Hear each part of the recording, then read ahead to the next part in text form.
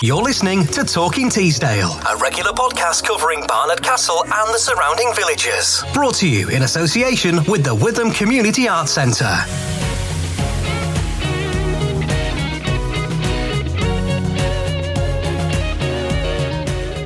Welcome along to Talking Teesdale once again. I'm Stuart Laundy. And I'm Jane Woodward. How are you doing? I'm all right, Stuart. I feel a long way away from you today. That's all right. I've got you in the gloom, in the far corner. You have. Like what have I done wrong? Like a naughty school child. What have you done wrong? It's not what you've done wrong. It's just, do you know what impresses me every time you come up here to do one of these podcasts? What's that?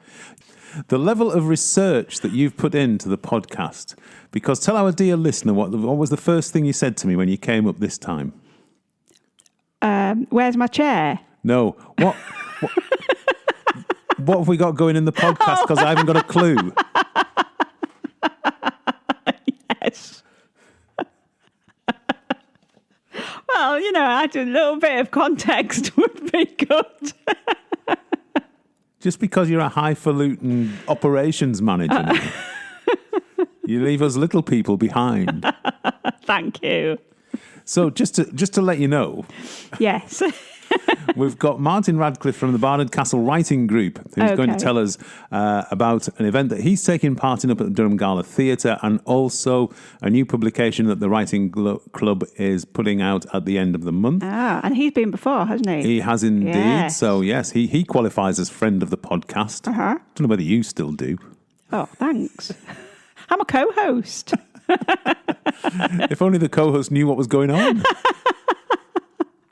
And then following Martyn, we've got Robert Kane, who has been the lead singer with Dr Feelgood for the last 26 years. Mm-hmm. He's telling us a bit about life in Dr Feelgood and also about his new record. He's put out his first solo album after nearly 50 years in the business. And he was in The Animals, wasn't he? He was as well, yes. Yeah, you see, I do know something. Oh, well, that's all right then. And we'll have a bit of music from, I'll either play a bit of Dr Feelgood or something from Robert's new album, which is pretty good, actually. Mm-hmm. So we'd best crack on. We had.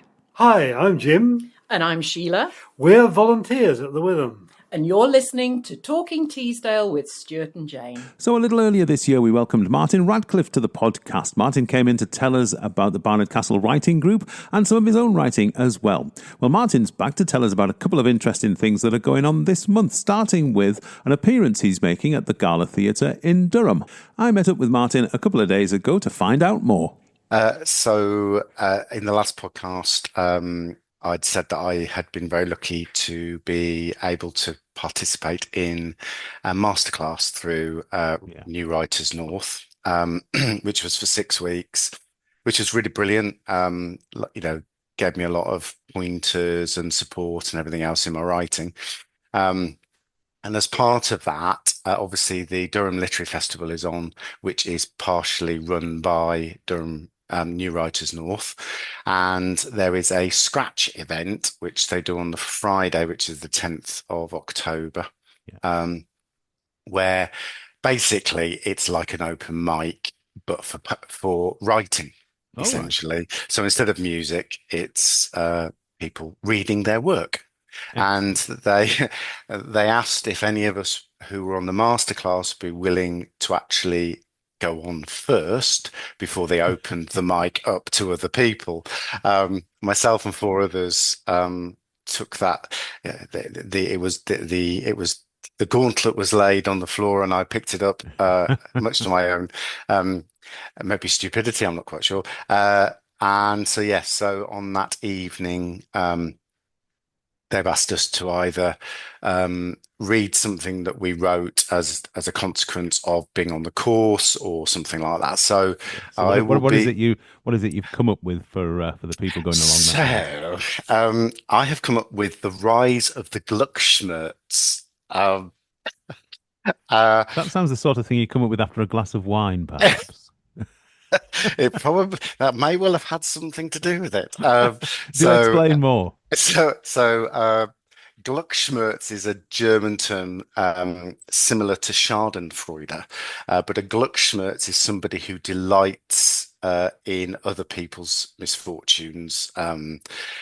So what it is, it was an idea that was clipped off during the masterclass, we were looking at building worlds quickly, and so the base of the idea, I was in uh, Tynemouth with my other half on a U3A junket, and the priory there, sort of, I was imagining what it would look like in the medieval period and all of this, and so this idea came out that there's this librarian who is not well liked amongst his peers.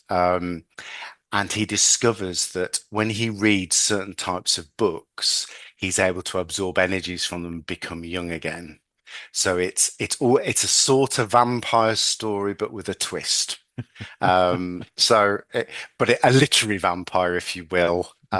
So yeah, I mean, it's meant to be a little bit amusing, but it's sort of very much in the vein of sort of Bram Stoker type feel to it, quite gothic. At least that's the hope. So yeah, that's what I'll be reading, and it's exactly 5 minutes long. Are you looking forward to it? Are you nervous? Have you done that? Are you used to being on stage in front of people? Not really. I used to. I was involved in a church many moons ago and used to preach quite regularly, and I have done talks for the U3A and bits and pieces. This is quite different. I'm used to. I don't normally use notes. I just give myself headlines, and then I know my stuff well enough to be able to do that. This is reading from essentially a script, and it's very easy to get note bound and become more concentrated on what's written down rather than trying to make it interesting. So my other half and a few other people have made comment about my rather monotone delivery. So I am going to have to up my game. So yes, I'm now feeling extremely nervous about it. Have you been rehearsing in front of a mirror yet? I've been reading it out loud, and I'll be reading it out loud to my partner, who I'm sure will lambast me constantly until it's improved to the point where she is not embarrassed to be in the audience, which is probably more important. It'll be all right on the night. Yeah, let's hope so. In some ways, I'm looking forward to it. It'd be nice. One is, to get you.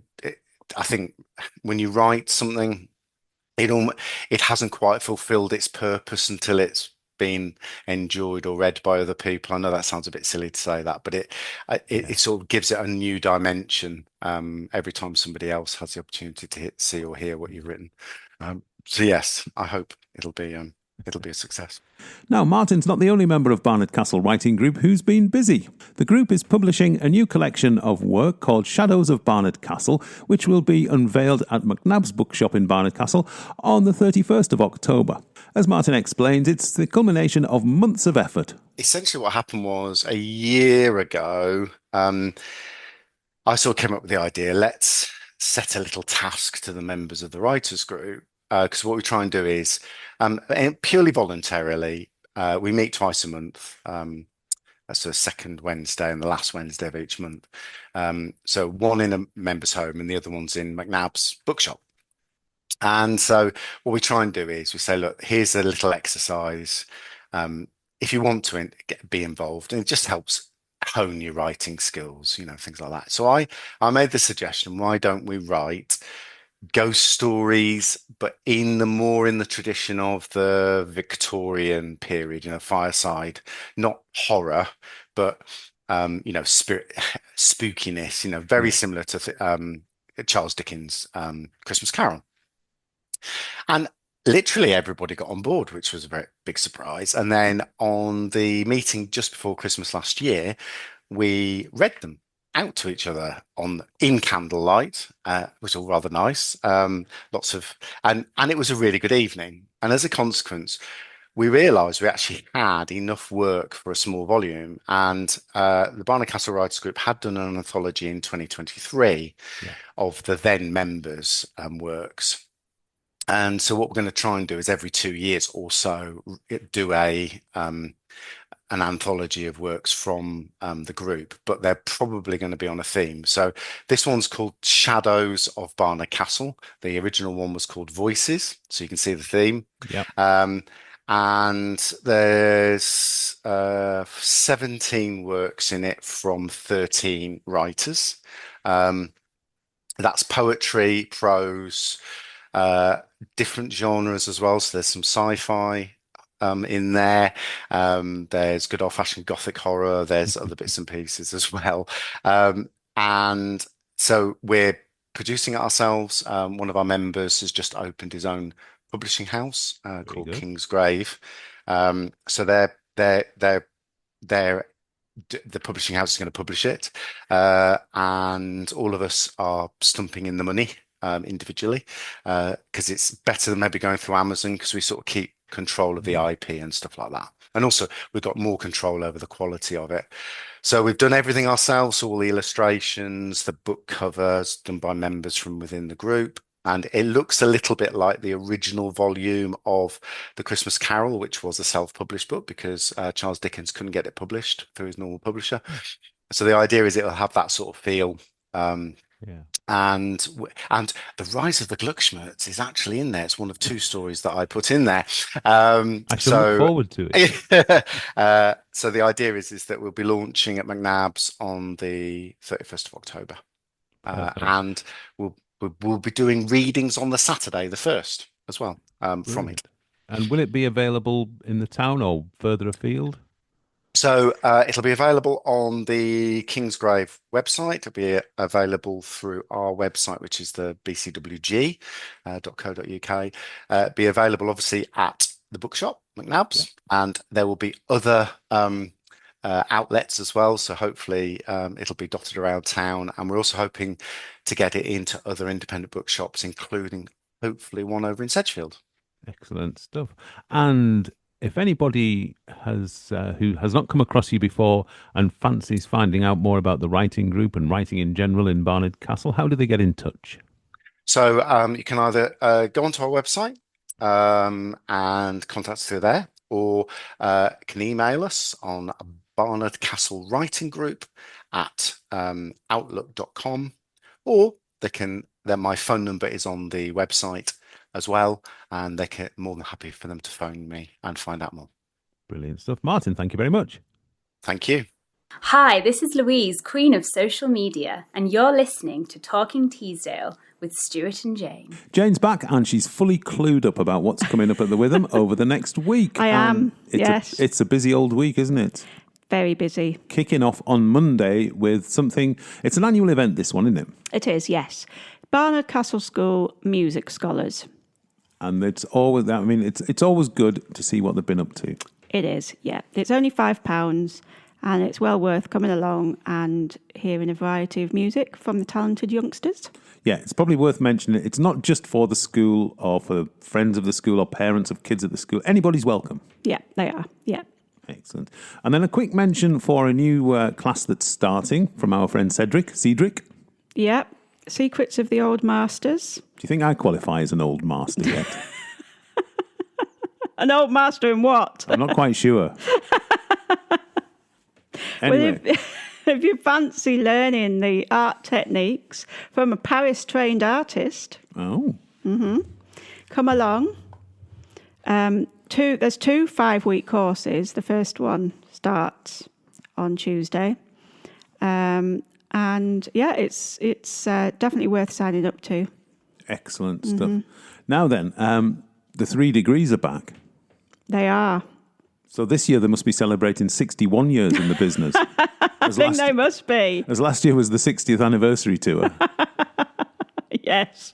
Bound to be a good night. Yeah, one of them has changed, but there's still the original member there.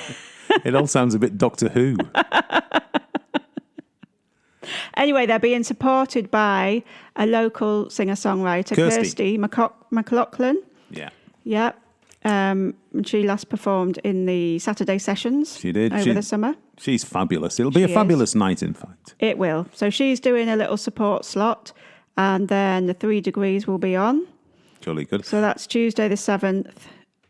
Still tickets left if you want to catch that. And then the following night, we'll not talk too much about this one, but Dr Feelgood are coming on the 8th. Yes, they are. And if you hang on for just 2 minutes, I will play the interview that I did with Robert Kane from Dr Feelgood, so you'll find out all about life with Dr Feelgood in a moment. And then, so after they've been, we're back onto comedy. We are, with Nick Helm. and his show No One Gets Out Alive. That sounds ominous. It does, doesn't it? Don't know what will happen to the audience. Yeah, so that's on Friday the 10th. And then another favourite's back. It is, and this is very close to selling out. ABBA Sensation. If you like your ABBA music, then get your 80s gear on. Was it 70s and 80s, wasn't it? 70s and early 80s. Yeah. And then early 2020s. Mm-hmm. Saturday the 11th. Yeah, ABBA Sensation. They've been before and they are very good. Yeah. Yeah. And I think that concludes the week's activities. I know. That'll keep you out of mischief. It will. And then looking just a little bit further ahead, you've got something that you've put up for sale. Yes, just on sale. They've been before, several times in fact. The Pitman Poets. Oh, yes. Bob Fox and all. Jeslo And Billy Mitchell. Them's the ones. Yeah. So 3 of them, 26th of June, and that's just gone on sale. Yeah. So get your tickets while you can. I was going to say, it sounds a long way off. It is a long way off, but they always prove very, very popular. So tickets will go very quickly, I would think. They will. Excellent stuff. Is that about it for this week? I think that's about it. That's all right. Now, when you come back next week, yes, perhaps ask me what we've got what going on in the show, before we actually switch the microphones on. Yeah, by the way, what have we got in the podcast this week? I don't know. All right. Not to worry. Have a good week. And you. See ya. Bye. Hi, I'm the one and only Josh, the man, the myth, the legend, and you are listening to Talking Teesdale with Stuart and Jane. So taking to the stage at the Witham next week will be Dr Feelgood, and front and centre with the band, as he has been for the last 26 years, will be singer Robert Kane. It's been a busy old time for Robert just lately, as he's combined his duties with Dr Feelgood with releasing his first solo album after almost 50 years in the business. I caught up with him between gigs in Spain the other day, and I began by asking him why it had taken him so long. I'm busy being frontman with Dr Feelgood for all that, for a long time. And I've always been in bands. You write. I do. I write songs all the time, but they're not always suitable for whatever band I'm in, So a lot of these songs have been sitting around for years. And I was playing one of them on guitar at home a few years ago. And I thought, God, I wrote that about 10 years ago, and no one's ever heard it. And I'd never actually played it to anyone. So I thought, well, does the song actually exist if no one's heard it?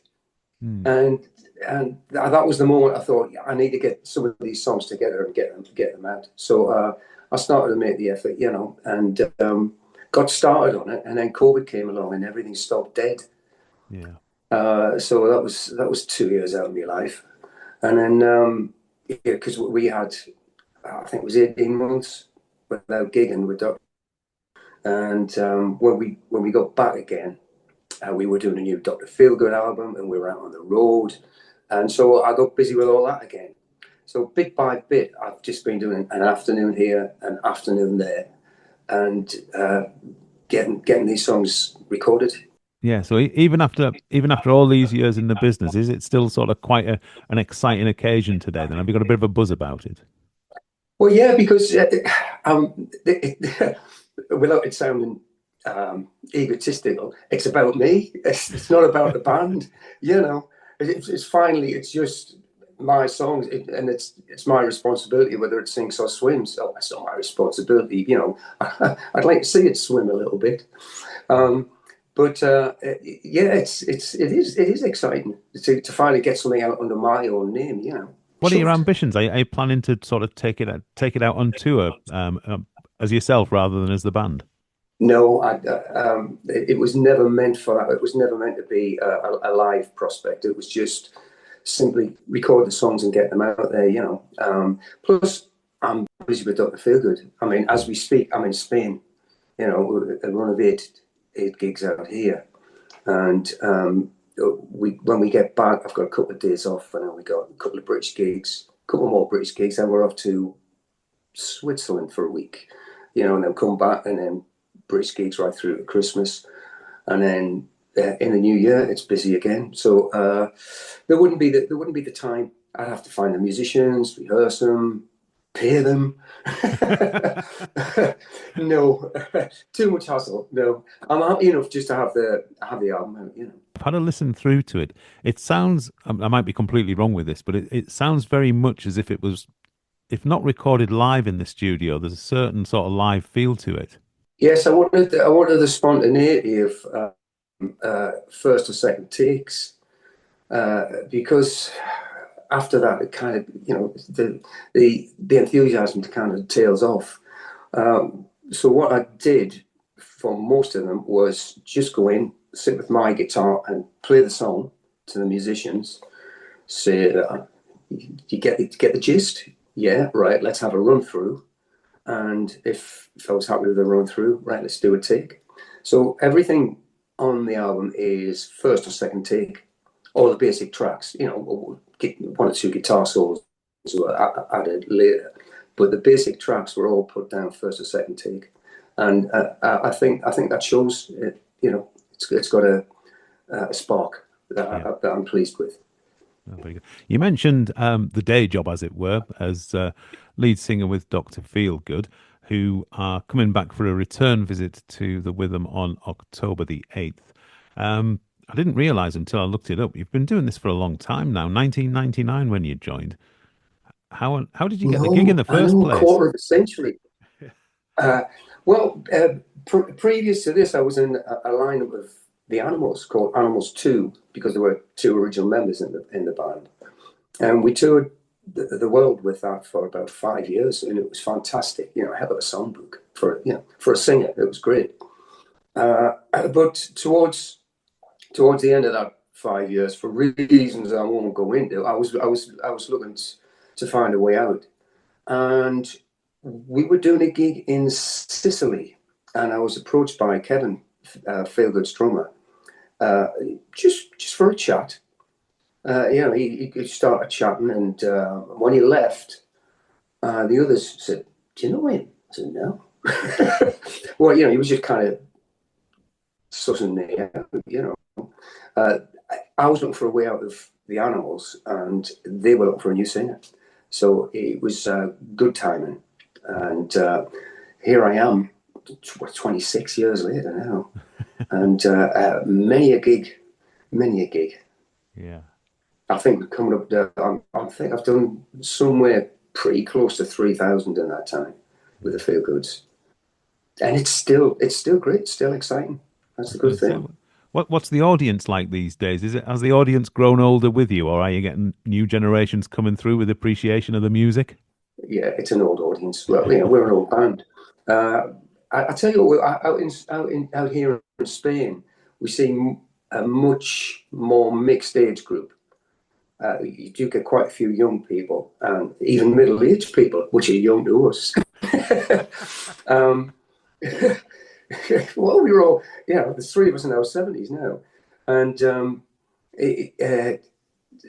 but in Britain, they tend to be the older demographic, if you want to put it politely. I take it then, given the maturity of the band, I've just been looking at some of your old stuff here. I take it the 1980s crop top T-shirt doesn't make an appearance on stage then these days.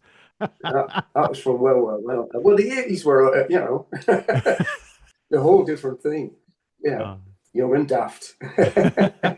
You started out in a band called the Showbiz Kids, which, I don't know, when I was looking back, I was thinking, were they a bit sort of Bay City Rollers-ish, but it was completely different, wasn't it? It was more punkish, new wave punkish. Yeah.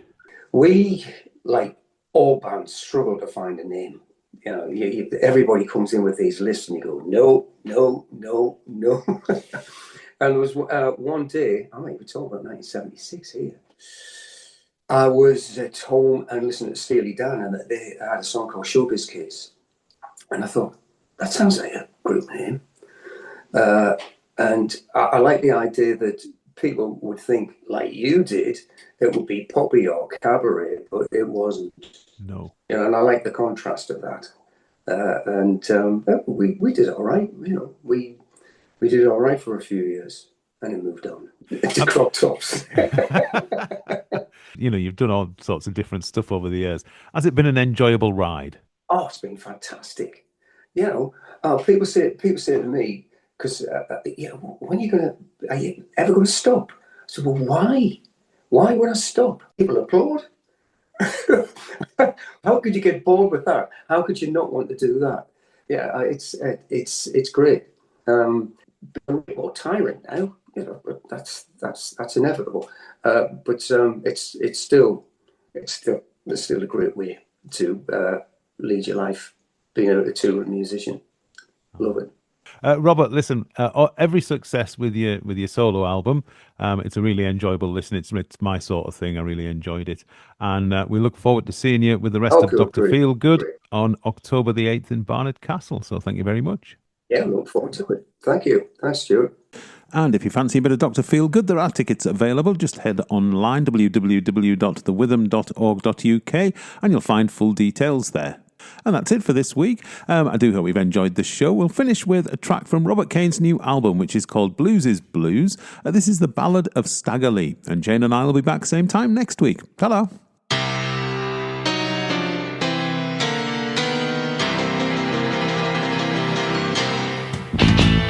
I was standing on a corner when I heard my bulldog bark.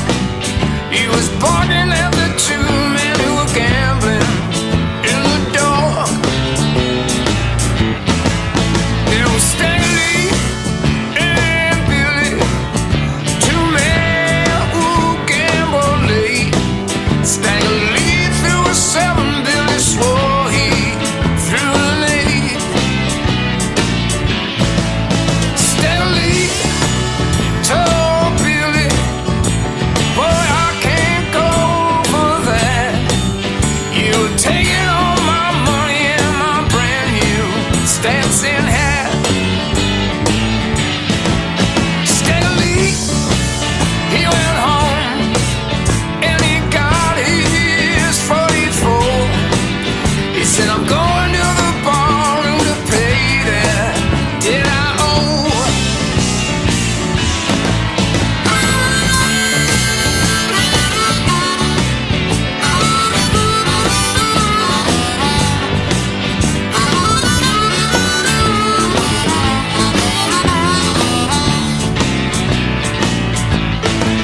Well, Stanley, he went to the barroom and he stood across the barn door. He said, nobody moving, and he pulled his 44. Staggerly said, Billy, oh, please don't take my life. I got 300 children and a very sickly wife. That Staggerly, he shot Billy. Well, he shot that poor boy so fast that the bullet went through Billy and broke bartender's glass. Well, the sheriff came for Staggerly, and they strung that boy up so high. All the people gathered round to watch bad Staggerly die.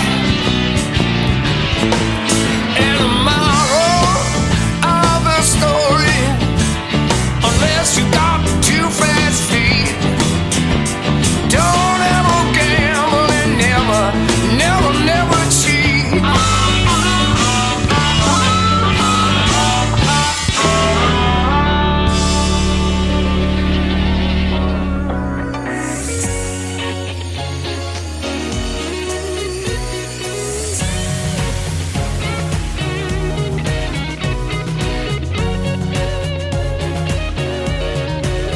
Thanks for listening. We'll be talking Teesdale again soon. In the meantime, please spread the word, like, share and subscribe, or go online to thewitham.org.uk.